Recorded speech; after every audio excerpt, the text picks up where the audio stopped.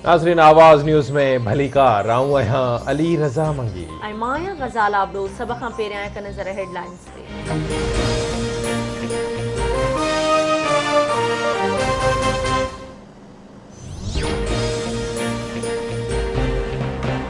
वज़ीर आज़म जी आमद दौरान सिंध हुकूमत खे आगाह न कयो वियो। इमरान ख़ान जेके ऐलान कया उहे PSTC में शामिल हुआ।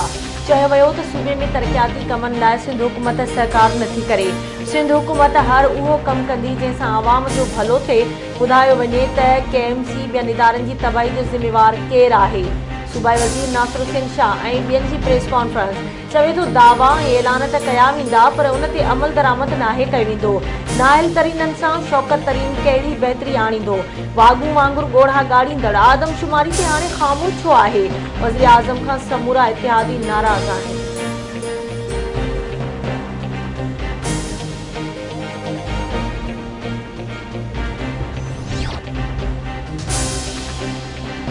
तहरीक इंसाफ के 30 नाराज़ मेंबरनि जी जहांगीर तरीन के घर गॾिजाणी। तहरीक इंसाफ के नाराज़ मेंबरनि पारां इस्तीफ़ाऊं ॾियण जी आछ। मेंबरनि जो चवण आहे त नाइंसाफ़ियूं जारी रहियूं त इस्तीफ़ाउनि जो ऑप्शन मौजूद आहे।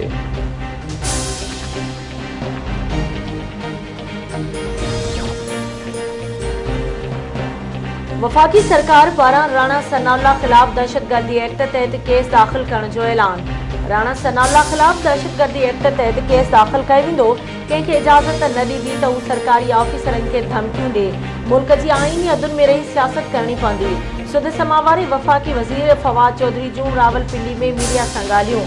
चयाईं राणा सनाउल्लाह गुज़िरियल ॾींहुं मुतहिदा सरबराह ऐं मज़हबी तंज़ीम वारी ॿोली इस्तेमालु कई। मजबूरी तहत सोशल मीडिया खे बंदि करणो पियो। हुकूमत बहितर तरीक़े सां सूरतहाल ते ज़ाब्तो आंदो। केरु बि हुकूमत खे ताक़त ज़रिए दबाए नथो सघे। पाकिस्तान जी रियासत हरगिज़ कमज़ोर रियासत न आहे।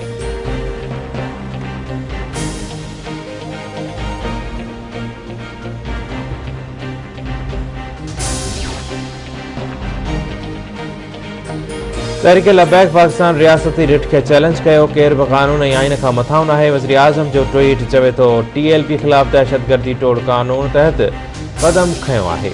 TLP अवाम ऐं सिक्योरिटी फोर्सिस ते हमला कया। असां नबी करीम जी तौहीन खे नज़रअंदाज नथा करे सघूं।